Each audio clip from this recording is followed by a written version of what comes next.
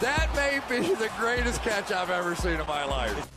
Okay, I'm sure a lot of y'all have noticed, a lot of y'all seen the chat on Locals talking about our recent rookie ranking update. I have moved Garrett Wilson down our rankings. Yes, we did it.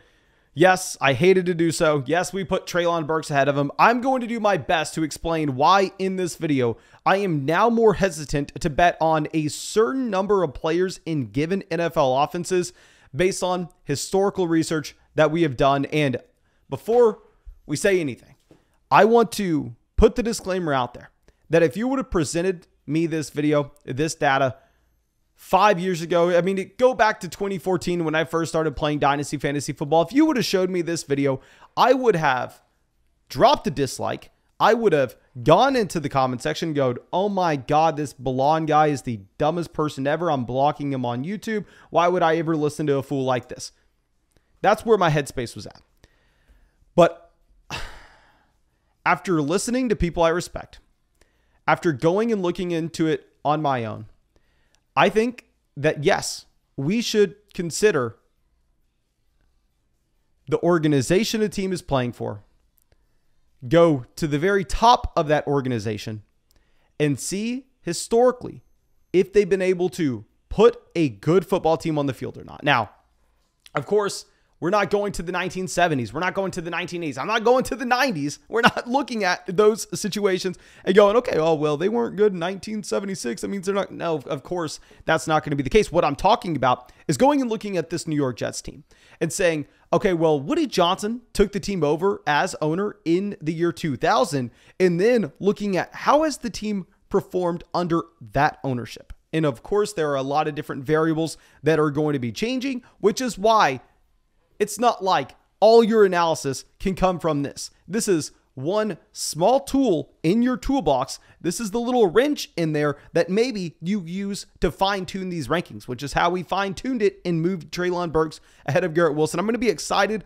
to dive into this. But of course, before we go any further, go down there, drop a like on this video, subscribe to the channel if you play Dynasty Fantasy Football, and leave a comment letting me know how stupid I am. But most importantly, if you want to get in a draft with me, if you want to get into a draft just in the public lobby with your friends, if you want to have some fun, go sign up for Underdog Fantasy. Use promo code FLOCK. They will match your first deposit dollar for dollar up to 100. On top of that, they will also get you our 2022 Dynasty rankings, our 2022 Dynasty Rookie Draft Guide, over 130 pages of quality research and information. If you go sign up for Underdog Fantasy with promo code FLOCK, of course, first time depositor, only one per account. And I think that should be it. Let's go through and let's revisit what we were talking about here with the New York Jets. We'll talk about some other offenses in this video as well. But if we're looking at the Jets, since the year 2000, when Woody Johnson took over as the owner, you have had how many bottom 10 finishes for this offense in points scored? Okay, please get out a little piece of paper. Get out something, because it's going to take you a little bit of time to follow along with me. Okay, so we got this piece of paper out. We're going to go through 2021, 2020, 2019, 2018, 2017, 2016, 2015, 2013, 2012, 2007, 2005, 2003. You've had 12 finishes in the bottom 10 of points scored in the NFL with this ownership for this organization. How many top 10 finishes have you had? One. That was in 2009. They finished as the 9th best offense in the NFL in 2009. Since the year 2000, their best finish has been 9 in points scored. And on top of this, that's the only finish inside the top 10. Like, this is not encouraging. And one thing that is going to take a completely different video, probably an entire series of videos, is how important overall offensive environments are to individual fantasy football success at the receiver position in particular. You know, I am always about saying chase volume, volume, volume, and ignore the efficiency of a receiver. Something I think I have done a horrendous job with over the past 2 to 3 seasons, and I'm saying a very bad job, is ignoring the offensive environment that player is playing in and not the target competition he has. No. Instead, the quarterback play, the passing efficiency, the raw total points, the raw total yards, the offense he's a part of is going to put up that season. Because based on some of the initial research I've done, dear God, if you go into your draft and you say, hell, I'm only drafting teams that I'm confident that they're going to finish in the top 10 in points scored. I'm only drafting players from the Bills, the Chiefs, the Cowboys. I don't care if I have to overpay for them. I am loading up on those guys, even if they're less. You would crush in fantasy football. Like, of course, there's a lot more to it. There's way more to it. But like I said, it's a tool in your toolbox. So seeing these finishes is extremely concerning. Now, let me prove to you how bad this is, because I want to pull up, I believe we got this from Fantasy Pros because it only went back to 2015. So I apologize. We're not going to be able to go all the way to 2000, but we can go back to 2015 for the recent history of the best wide receiver finish in a half PPR format every year since then. In 2021, you had Elijah Moore, wide receiver 44. In 2020, you had Jameson Crowder, wide receiver 39. In 2019, Jameson Crowder, wide receiver 31. 2018, Robbie Anderson, wide receiver 36. 2017, Robbie Anderson, wide receiver 16. There we go. There we go. We finally get someone you can put into your starting lineup. And then Quincy Enunwa, wide receiver 44 in 2016. 2015, you had Brandon Marshall as a top 5 receiver, but that was with Ryan Fitzmagic. Keep in mind, Ryan Fitzmagic has supported those top end finishes. I mean, pretty much across the entire NFL from God knows how many receivers. And if we go across the board at tight end, you see a very similar story. Guys like Austin Seferian-Jenkins, tight end 24, Brandon Bostick 79, Jeff Cumberland 82, Chris Herndon 35, Ryan Griffin 30. The production has been non-existent for pass catchers in this offense outside of Brandon Marshall. And there have been talented players in this offense. There have been players that have left New York and then go to be wide receiver 2s elsewhere. I mean, someone like Jameson Crowder is a great example. With Jameson Crowder, this is a wide receiver that if you look back at Washington right before he gets there, he is a top-end fantasy producer. Same thing with Brandon Marshall. Brandon Marshall had one solid season here with New York. You look at an entire career of success elsewhere. Now, I understand what everybody's going to be saying in the comment section. Well, Mason, it's different. Mason, it's different now. Yes, since the year 2000, they've constantly been churning through their quarterbacks. I mean, they've constantly been going out there, picking at the top of the NFL draft, and they've constantly been bringing in new talent. And Zach Wilson's different. Zach Wilson is our guy. Thank you, Zach Wilson, for coming in to save the New York Jets. You're going to provide everybody here fantasy football value. And I hate to bring this up. I truly, truly hate to bring this up. I don't see how Zach Wilson's any different from what we've had before. Now, I know this is where people are going to get mad. This is 100% where people are going to get mad. People are going to come at me, but all I have to say is if we take a step back, if we look at how atrocious Zach Wilson was his rookie season and how predictive that has been going forward of future fantasy success for anybody not named Josh Allen. Yes, you're Josh Allen. You can be a horrendous rookie and then you can turn things around relatively quickly. But if we look at Zach Wilson, this is a quarterback that started 13 games. He averaged 179 passing yards a game. He had 9 total touchdowns, 11 interceptions, 5.3 adjusted yards per pass attempt. Now, I know a lot of people are going to say, okay, well, Mason, yeah, that's the entire year. He had a rough start to the season. Please look at the breakout you had at the end of the year. He was so promising. Did he not see a couple of clips get circulated around Twitter from Zach Wilson the last month of the season? Okay, I hear you out. Let me go through. Let's pull up the last month. Zach Wilson, the last month of his rookie season, 593 yards, 3 passing touchdowns, 0 interceptions. Bravo, Zach Wilson, 0 interceptions, 5.49 adjusted yards per pass attempt. Actually, I'm sorry, that's just yards per pass attempt. But what I want to do is I want to revisit the old savior of the New York Jets, the quarterback that came in, had a decent rookie year. Keep in mind, he was the youngest rookie quarterback to ever start a game. The youngest rookie quarterback to ever start a game. He was a top 5 draft pick as well. He was the old savior of the New York Jets in Sam Darnold. Sam Darnold came out his rookie season. And Thomas, please put these side by side for everybody to see. He started 13 games. Right there. We had the same sample size. 220 passing yards a game, 17 touchdowns, 15 interceptions, 6.1 adjusted yards per pass attempt. Across the board, a better mark. And you want to tell me about how Zach Wilson looked better at the end of the year? Of course, every rookie quarterback is going to. That's not uncommon at all. We go and look at Sam Darnold's last 4 games, his rookie season. 931 passing yards compared to Zach Wilson at 593. 6 passing touchdowns. 1 interception. 7.45 yards per pass attempt. We've been through this story before.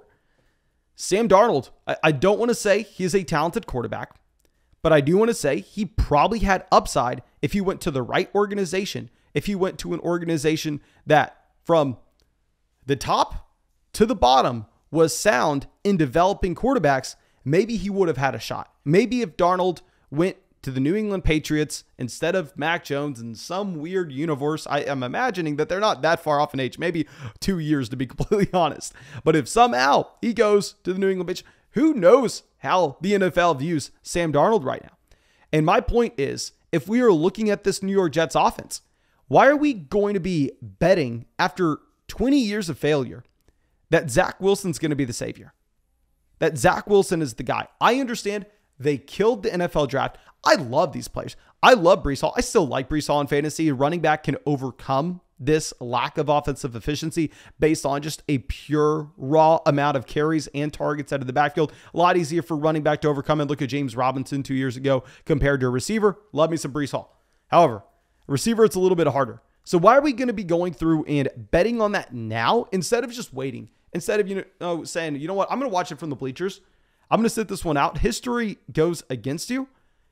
If somehow Zach Wilson defies all odds, defies the organization, defies his rookie season, and then breaks out and provides production for Garrett Wilson, provides that production for Elijah Moore, then I'm going to buy in. Hell, I'll pay a premium. I don't care. And we kind of see this right now that the Dynasty community is sky high on Garrett Wilson. And I get it. Trust me. I had Garrett Wilson before we really dove into this ahead of Treylon Burks in Dynasty. But now we've moved him down to our wide receiver 17 in our Dynasty rankings. Keep Trade Cut doesn't have a much higher. He's wide receiver 15 on Keep Trade Cut. We have Elijah Moore as our wide receiver 28. Keep Trade Cut has Elijah Moore as their wide receiver 26. And what's kind of funny is if we head over to Underdog Fantasy, like I said, if you want to get into some drafts today, go sign up, promo code FLOCK. But those are real money drafts. If we look at their $25 best ball contest, everybody has to be 18 years old and has to pay $25. So, they have their real stance. These are where the real sharp drafters are actually on the line. You have someone like Garrett Wilson going as the wide receiver 44 for this upcoming season. You have Treylon Burks going as the wide receiver 34.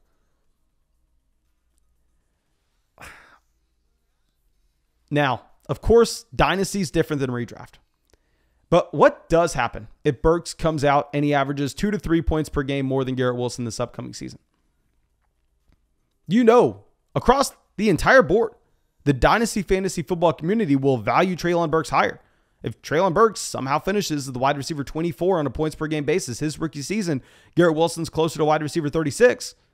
I can guarantee you, Treylon Burks will be going rounds before him in startups. Very similar. We look at someone like Elijah Moore. He's going as the wide receiver 34 on Underdog. Whereas someone like Rashad Bateman is going as the wide receiver 29. I really want to dive into this deeper. I want to make an entirely new video about how predictive offenses are year to year with their overall points scored and how we should be implementing that with our fantasy football value for these given players. And I know we are going to have a lot of people saying, Mason, why are we picking on the Jets here? We got more teams to talk about. What about the Cleveland Browns? I mean, are you going to be saying the same thing about the Cleveland Browns? Because I will say the Browns have been worse. If we look at that same time period since the year 2000, they have the same number of finishes in the top 10 in points scored. 2007, they were the 8th best offense in points scored. But outside of that, get back out that piece of paper. We got some tracking to do. 2019, 2017, 16, 15, 14, 13, 12, 11, 10, 9, 8, 6, 5, 4, 3, 2001, and 2000. They were bottom 10 offenses in the NFL. That's 17 finishes since the year 2000, and 14 of them were in the bottom 5. So the Cleveland Browns, historically speaking, have been a worse run organization than what you had with the New York Jets. Now, you have found some production. Someone like Josh Gordon is the perfect example to go to. But of course, you're going to be able to find these outliers. If you want to say that Garrett Wilson, if you want to say that David Bell is going to be the next Josh Gordon, the next Brandon Marshall, Hall of Fame type talent. Some people would argue that Josh Gordon would have been right there. I don't want to say with Randy Moss, of course. But I mean, if you looked at the production, he would have been a Hall of Famer if he stayed on the right path. If you want to bet on those outliers, by all means do it. Now, I will say, I am not including Cleveland on this same list with the New York Jets. And I know maybe this is hypocritical. I get it. I understand it. But I think there's one main difference between the two, and that's going to be the quarterback play.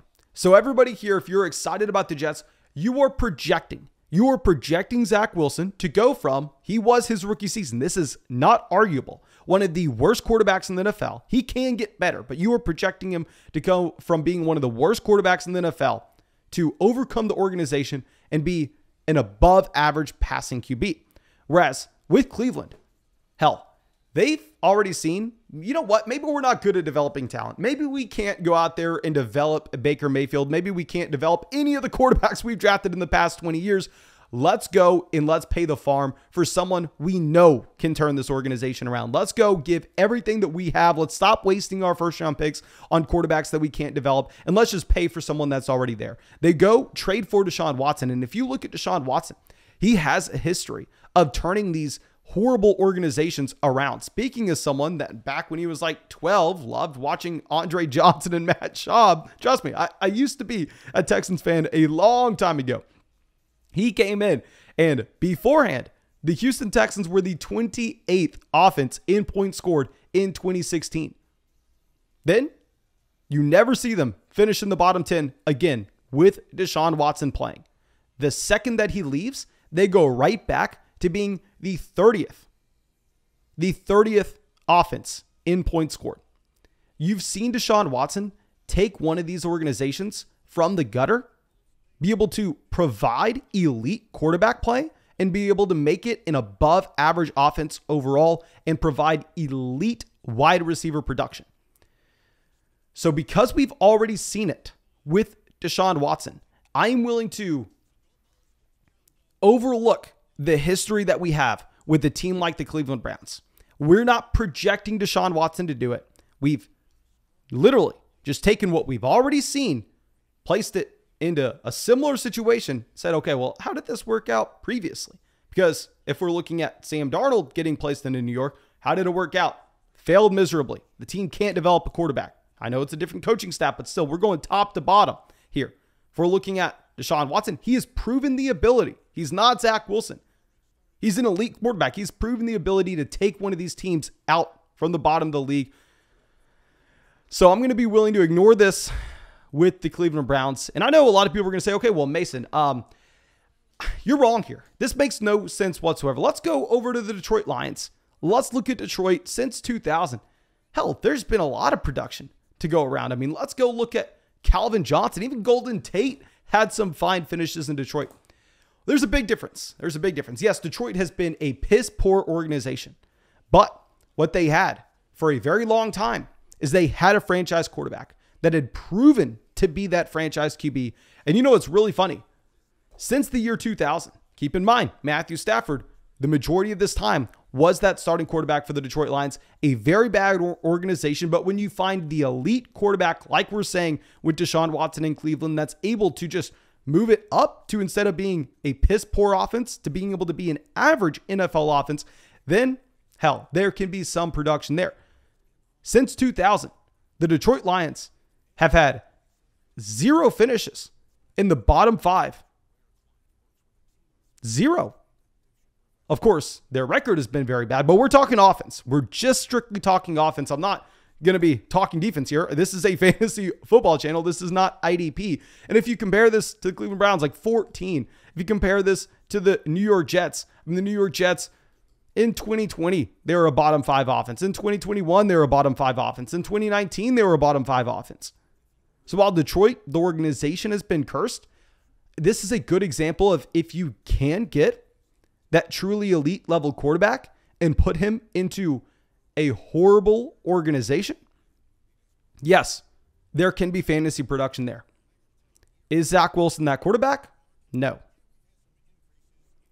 If Zach Wilson comes out and he shows that he can be year 2, will I change my mind? Yes. But I'm not going to be the guy that's trying to go out there and project that.